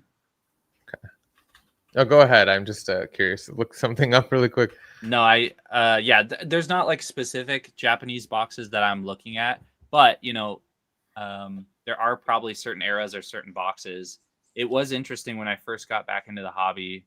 I definitely tried my go at, I bought Dream League at the peak, which wasn't great, but there were other XY boxes that I wish I did make the play on that were about the same price or cheaper. There was like XY Fates Collide or Primal Clash, the thinner. They were the same style box that we have for high class sets now, but they were the main sets. Or maybe they're the half sets. I can't remember. But those boxes, best artwork I've ever seen on, like, Japanese boxes have way better artwork. So pretty. Oh my god. Then Inferno crazy. Excellence, like how do they make the ugliest colors look so good together? Yeah. They put like blue, green, pink, like all these colors that should not like mesh well. Yeah. Make a watermelon. How honest can I be, Zach? In general, like sharing. Anyway, I'm just gonna talk. Whatever. You can say whatever you want as long as it's not like ridiculous. No. So like for my supply right now, I'm looking like I can get Team Rocket Glory boxes for $77 each. Mega Brave is 54, Mega Symphonia 49. Even Mega Dream is pretty low, 92, 97, which I think is crazy. I should actually place an order. You know what I mean? Like there's so many. Shiny Star V, oh my god, 109. But like I'm just looking from like sort of the supplier end, and anyone can kind of build that connection and get suppliers. And if anyone who is watching has a question, I'm happy to help. But yeah, like I would buy it at 77 and hold if I was trying to hold some of that. I want to eventually, but anyways. I think my only issue with it is that it's still so new in both English and Japanese that I think there's still a lot more time for that to settle in, especially where we're at right now in the market where things are like kind of shaky. It's not like shaky to a concerning level, but like if 30th anniversary next year doesn't land the way that we're thinking it does, I think we see things go a lot lower. Especially newer stuff, right? So Destin came out in May. It ran up to 500 a box, which is like, I have no words. I was scared to buy it. I paid $1,400 for the case I have, which was $240 a box. I was like shitting my pants because that was the most I've ever paid for a case, like for a brand new set. But it ended up being a good decision. It's still like $2,600 a case. Even if it went back down, I would hopefully be able to buy more. I would love to buy more. But all that is to say, it's been out for 6 months. So I think if you get to more like the problem right now is like sets like 151, Haldean Fates, these early Scarlet Violet era sets, they are 6 months away from going out of print officially, theoretically. And so I don't think Pokemon's going to print much more of it. Maybe they do because people are saying, oh, this Paldean Fates collection box, that's not going to do anything to the market. But all I'm saying is when you start getting to that year and a half-ish range, that's where I start to get a little bit excited about where the prices are. Could Destined or Glory run up to 90 a box at that point? Yes. But I would prefer to either make flips or like buy collections or something in the meantime than go in at that price currently. Just that's how I feel about it. But I do think that probably Japanese boxes are underappreciated from a longer term perspective. I think they're mostly seen as a flip vehicle and a streaming vehicle right now. And if you're a new vendor, also these sell really well at shows, really well. Like I actually didn't realize, like I was being silly not bringing these boxes to shows, and I've started to more. But a lot of these Japanese boxes, they sell pretty good at shows. So if you're a new vendor and you're like, well, where do I start with sealed? I really think trying to, get in touch with a supplier and trying to, buy some of these sets that you think people are going to like and want to buy, especially some of the recent ones, some older ones too that are still pretty cheap. and you can get a decent healthy margin on there as well if you're buying right in large quantities. So that's another thing that I would maybe suggest is to look into that. Not just for online or streaming, even at a card show. Yeah, I'm gonna look up what is Glory of Team Rocket. What is the actual booster box selling for on eBay? On market, I think market's like probably, I'm assuming like 90-ish, maybe more. Let me see. Yeah, 90 to 105 ish. It's closer to 95. So yeah, that's, I mean, again, with the tariffs and stuff, it could be tough to squeeze there, but you Yeah. can get a decent you could probably mark it up for 105 at a show and you'll get offers for 100 or whatever. But I'm just saying, yeah, if you I can see the opportunity of buying those right now if you were trying to start a business or bring to shows or whatnot. Mhm. So definitely don't shy away from that. But Yeah. the thing I've realized is you kind of have to figure out what you enjoy doing and double down on it and figure out ways to optimize rather than trying to do a little bit of everything, which I still feel like I'm struggling with. Like, oh, I want to like launch a store and like do a bit of online business. And I'm like, dude, you haven't bought or sold things for like weeks. So like you Mm. can't do that. Um, but right now I'm like, I got to just do the content stuff and put the whole buying and selling aside for a little bit. But Mhm. I would say the same thing for someone wanting to get into uh, the business side of thing or start a stream or whatever. Just dip your toe in, start out, try to get a supplier. Don't buy a million boxes. Buy like 5 boxes and see if you can sell through them, and just go from there. And don't scam anyone. Please don't. I'm sorry, that sounds like an obvious thing to say, but I do see sometimes, not all, because a lot of the new vendors I've met that are also new collectors are very passionate too, and welcome. Everyone should be welcome in the community.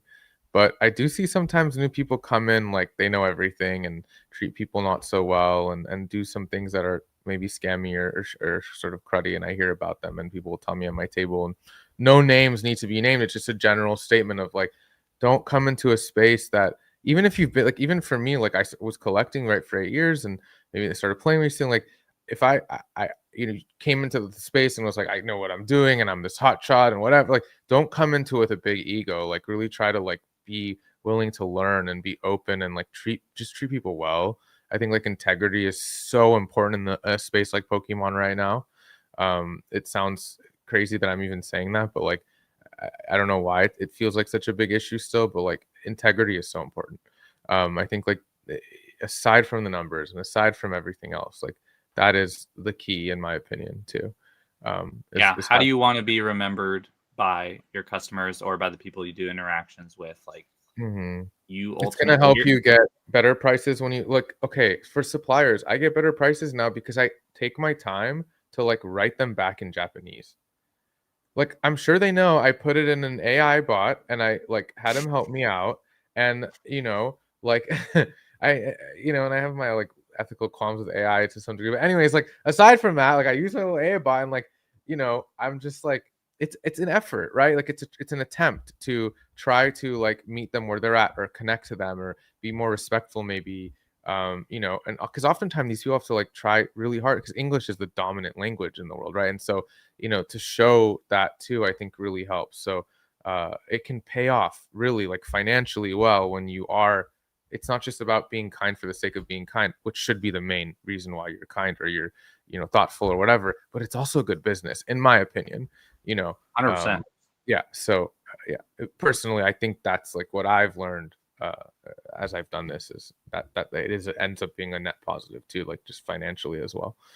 Yeah, no, I 100% agree that whether it's with suppliers or vendors or people you buy and sell with online, do right by your customer, do right by your friends or acquaintances, whoever you meet, because once you start to network a bit more and develop that sort of base where you can, like, people like West or whoever, Mhm. they will come to you with deals or opportunities, or they just treat you better, right? And you're Yeah. in a position where you can do what you want to do, be happy, do like not have any issues with things and live your life. And so I think a lot of people think that they have to figure out the fastest way to make money as opposed to like building a Yeah. foundation that's going to make them be around here in 2 to 3 Yeah. years.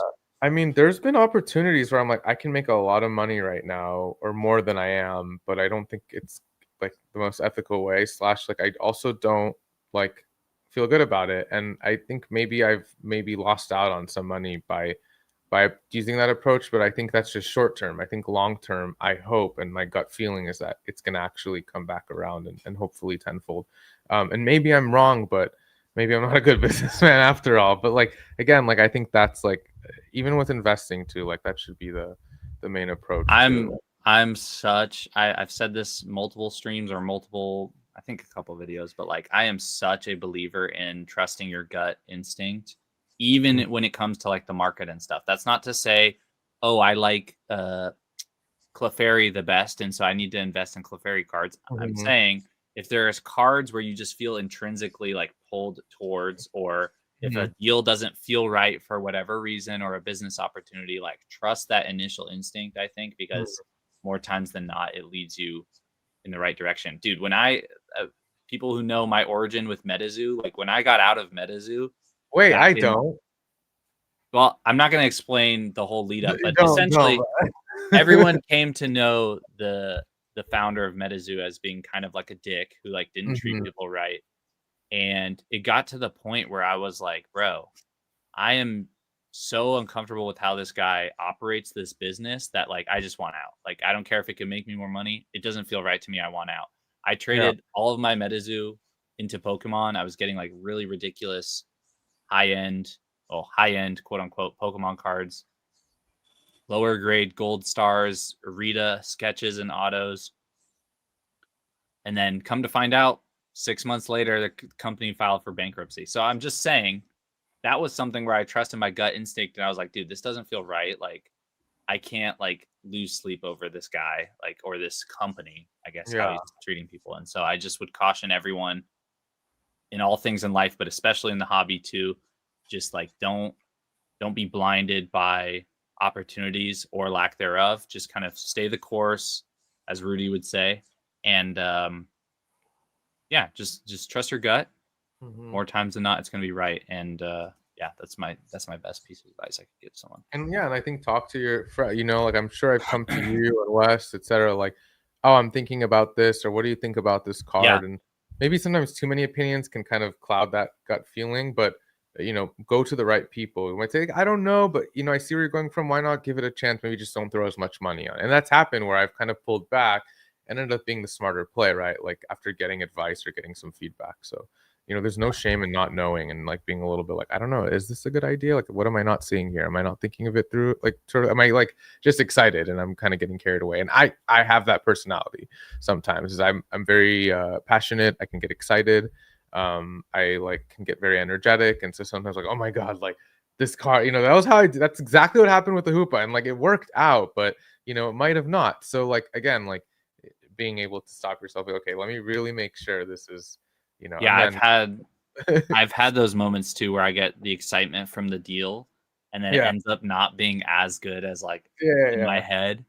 I'm getting this for 80% or whatever, and then after you end up selling it, you're like, dude, I had to go through so much work to get this like small percentage. It wasn't worth it, It's or like it's just like, or you lose money. It's yeah, can and be it's a also humbling like experience. exactly, and we're all just like learning and growing. I think like take it seriously, but have fun with it too. Like at the end of the day, like that's also a big thing too. And the investing part, it shouldn't be so stressful. It should be a little bit more fun. And that's what Yeah. I try to do with it is have a little more fun with it too. And I think that The does make it a beauty lot. the beauty of investing comes when you stop looking at the charts every day. Yeah, Uh, yeah. it's when it's like time has actually passed. Again, I'm Mhm. someone who's only been around for a couple years, but like even the Scarlet and Violet and early Sword and Shield stuff, like it it really does pay its dividends if you can just be Mhm. patient and ignore all the market noise. If there's other opportunities that you think are better, by all means take them, but I wouldn't just sell because people are saying that the market is crashing. So that that's my biggest takeaway from me Yeah. clickbaiting people with the title and thumbnail is just because you see something like this doesn't mean Yes. you need to react. You need to learn how to stay level headed, have your own opinion. Stop trusting what people are saying online. Stop trusting what I'm saying. Stop trusting what Drew's saying. You can take that and formulate your own opinion and get feedback. But I'm just saying you should not just be blindly following people No. and not having your own thoughts. Mhm. So And also at the end of the day, you have to be able to, you can't blame someone else for a decision you make, right? Ultimately, it's your decision. And so I think being accountable, and another thing I've been doing more, I think like it's so like read, like outside of like there's a book I just read called The Psychology of Money. And I like it's really helped me in my business, specifically with Pokemon. And so I think like being open to like reading and getting like, it's taught me a lot. That book I think is probably one of my favorite books I've ever read about like money or business or investing. And I've only read a yeah, few, so maybe I need to read more. But that's one that I really enjoyed and maybe recommend to people who are also new or who are like me. They don't come from maybe like an entrepreneur slash like business background, and I'm more like a humanities brain, and so like that can help I think for people who are new to a lot of these things, because I don't trade I don't trade stocks in the way I believe you do. We've talked about this. I just put money when I can in an index fund because I'm like intimidated by it, honestly. Like it's a little overwhelming, so don't be yeah, scared to. I'm not like day trading, but I am Yeah, buying a few individual stocks that I think can do yeah, well long term. But yeah, it's just been getting nuked this last week, which sucks. But I do yeah, invest in the S&P yeah. as well because I'm not beating the S&P right now, which is crazy to think. Everyone's like, "Oh, I can beat Yeah. 10% or 15%, whatever it Mhm. ends up being for the year." But it's really hard actually to. Yeah. No, and I admire like that's something I like would love to learn more from too, and that's why, but like so yeah, just keep being open to that. And Yeah, I unfortunately, we think you don't. can trust. I think you can trust some people. Not necessarily doing exactly what they do, but trusting kind of like at least the way they approach it and trying to incorporate that in your own mindset and thinking, and then of Yeah, and course have I your think own. just finding like a few well-rounded individuals or voices that you like to listen Mhm. to or watch. Again, don't Exactly. overconsume content because it's Yes. so much. But Yeah. I have like 3 or 4 people that I really like to watch for personal brand content that have really been inspiring me to make videos recently outside of Pokemon. And then there's like one guy I watch for finance, stocks, Mhm. and that sort of stuff. But yeah, the more you honestly, the best piece of advice I could give people is stop. And this is counterintuitive because people are watching this stream, 7 people still. Stop watching Pokemon content and take a break and watch other content creators outside of it. Whether you want to build a business, whether you want to, I mean, if you want to sell cards or stream or whatever, you might have to watch, Brian Pokieni or something like that. But I'm just Mhm. saying, I like to get inspiration from outside of the hobby because it ends up being pretty toxic and circular when everyone's saying the same things and you can't break out of this cycle and it feels very doom and gloom, um, or that everything's going to go up and to the right forever. So I would definitely advise people like spend some time self-reflecting. Like another thing I want to do more that I don't do, not only read but write. Like I feel like my memory is so shot because I don't write anything down by hand anymore. I just type it all in my notes. And I've Mhm. found that the more that I can write things out, whether it's a content script or just a plan for the day, the more I like remember like what I want to do versus like Yeah. the day kind of just controlling me. I have a little bit more of that Mhm. autonomy back. But No, you took the words out of my mouth. Like, yeah, like content sometimes I'm like, oh, that'd be cool. Like if we put a Pokemon spin on, so yeah, definitely like and don't create as much more than you consume. And it doesn't have to just be content. I think like touch grass and maybe make art and like, go out with your friends too. I think it's important to sometimes step back and see the forest for the trees, as cheesy as it sounds, and bro, then re-enter. And that's I've why I kind of took a break. So I was like, I don't know what's going on anymore. I need a little step back. And now I feel better to kind of I didn't quit. I was like, I need a little. Okay, and now I'm back in. yeah. I So yeah. started doing fishing this summer with my friends, and it was like the best hobby I've picked up on the side. Like it makes me so I don't even know what to describe. Like not careless, but like carefree about all this other shit. Where I'm like, Yeah. I feel like my life is in a good place financially. I have a good job, girlfriend, family, all that stuff, and then some hobbies outside of Pokemon have actually helped alleviate. I play Yeah. basketball in a work league, like Nice. with people Yeah. from my work. It's alleviated just like a little bit of pressure that you feel from the Pokemon side of things. So I definitely would advise that as well. It feels hard at times because there's just only so many hours in the day and you want to feel like you're informed and stuff Mhm. like that with the market or whatever, your business. But I would say you definitely have to develop a schedule and try to stick to that schedule as best you can, and don't overload your schedule. And So yeah, I agree. And I think like if you're like for me, Pokemon's also just always been my escape. And like I did get to a point recently, and I think that was part of why I kind of took a step back. Card Party Seattle, I didn't even vend Sunday because I it was yeah, a lot, I remember. not to get into it, but yeah, I was just like so overwhelmed. And like, I think just taking a step back, but also like, you can have parts of the hobby that are just for fun. Like I love just playing like Legend Z. I love shiny hunting. Play the TCG. Like I'm so glad I learned a couple years ago now. Like I've made so many new friends. Sometimes I go to regionals and it's just for fun. And you'll start to appreciate cards that you've never appreciated. You know how much money I made on Buddy Poffins when they came out because streamers were just throwing them away? And I'm like, can you just mail them to me because they're $4 each? Because everyone needs them in their decks, and so do I. And so I made money and I got that, but like, just I think like playing the TCG too can be a really good way to reinvigorate that love and like that literal heart of the cards. Like there are cards now that I love. Squawk ability, bro. I never gave a crap about this card. And this guy has saved my life in so many tournaments that like this is my boy now. You know what I mean? Like That's the it play gives you, promo too. yeah, and it's a stamp pro. Like this is my dude now. Like, and so I think like, you'll end up loving more Pokemon and like, engaging with the hobby in a more like fun and pure way too, and not just, it can be all the above, right? It can Yeah. be, but so yeah, so just another thing to play the TCG. I mean, So I won't play it, but I mean, I know how to play just based on mhm. TCG Live, and Pocket obviously is like a simplified version of it. But what was I gonna say? Actually, one of the better connections I made through networking at Auburn was a buyer who he almost exclusively bought playable cards and Mhm. sold a ridiculous amount to players on his TCG player and eBay and stuff. Mhm. So I started to learn. At the time, it was like Goldengo and Pheasantipity and all these cards where, dude, I could get like a $13 Pheasantipity for like $7 or $8 and make like a ridiculous margin on it. And the people who are selling it to you don't feel like they're being taken advantage of, really, because it's like a regular EX that they don't really care about, that they pulled out of a pack that was super easy to pull, but it's just the demand for players. So I would say definitely understanding like what the meta decks are too can be helpful from a business standpoint. Obviously, again, don't go all in on Pheasantipities and Squawk abilities, but having that just baseline knowledge can be pretty helpful.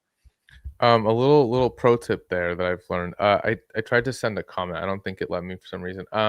Limitless TCG is a great way. I think it's limitlesstcg.com. Let me You see if can I can pull track it the up.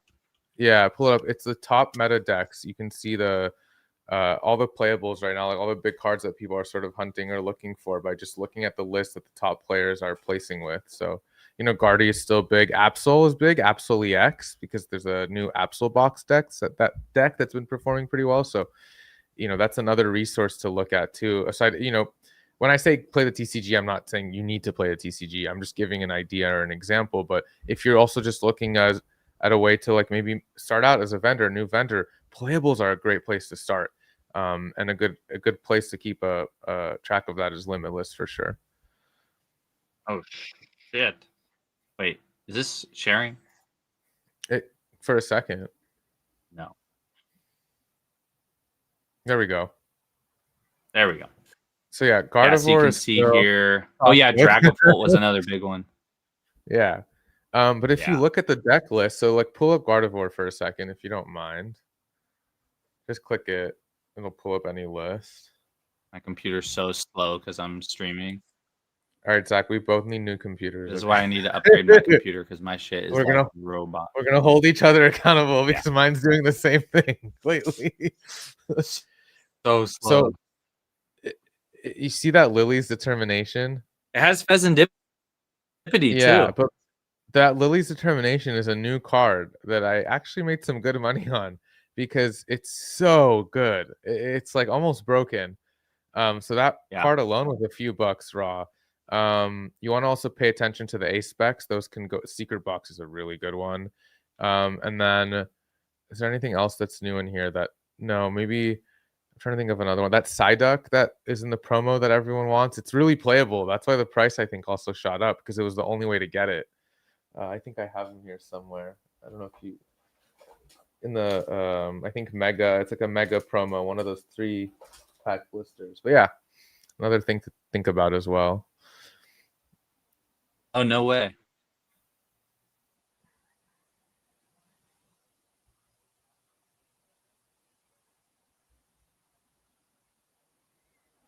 I think you're frozen, but I don't know. Maybe I am. Can I get this to Chat. fix? Can you see us? No. Chat. Maybe we're just stuck up here. My computer's actually bugging, bro. Can you hear me? Can you hear me? I can hear you. You're just a little Hello, hello, blurry. hello. I hear you, but you're a little blurry. I can see you, Drew. I see you.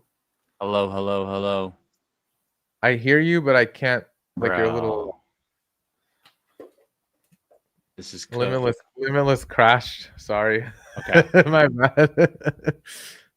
That's all right. My bad. I mean, there's not much else I had to say anyways for the stream. This has been like, Zach froze. is it bugging?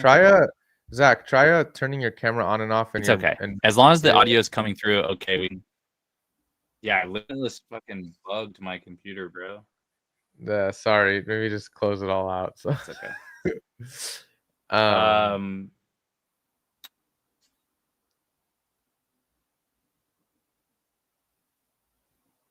I can hear you though. Hello, hello, hello. I do hear you. You're just frozen a little. I wonder if you just maybe turn your camera on and God, off. this is scuffed. Hold on. You can hear my voice right now? Mm-hmm. Yes, sir. Okay. It's okay if we're frozen. I think we'll wrap here anyways. Okay. My camera is off. Hello, hello, hello. I see you actually still. Can you hear me? I can hear you though. You're just frozen. Your camera's frozen, but I can hear you.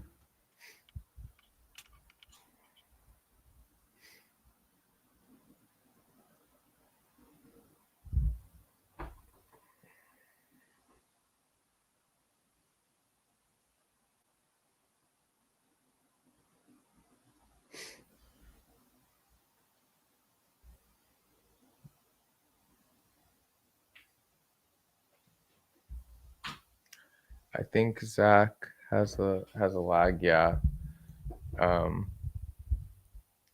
Shoot, it's just me in here now. This isn't my stream though, so I don't know what to do. I'm just gonna hang out here for a second. Let me text him really quick.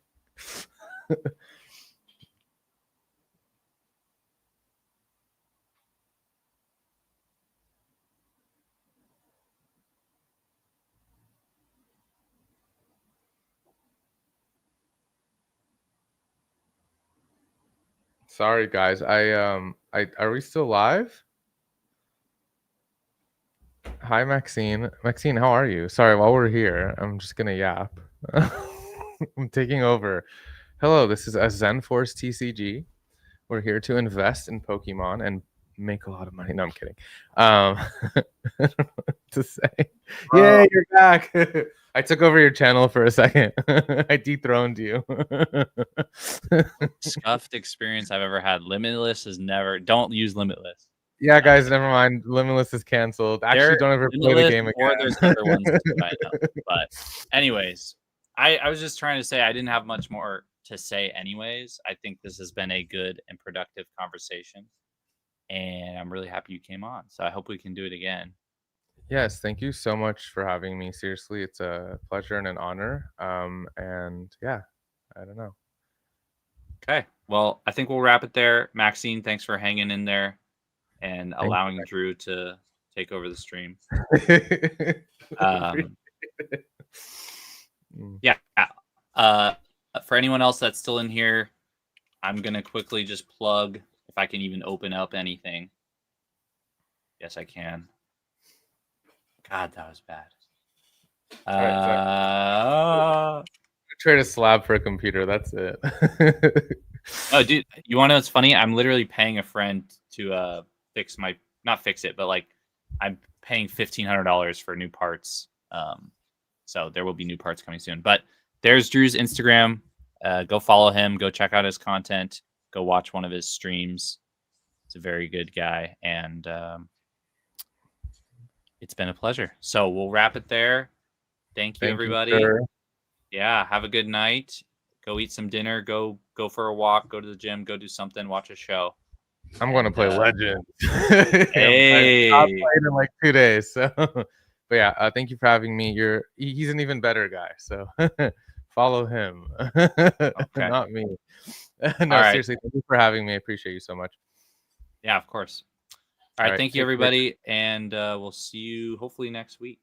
So peace. Take care. Bye.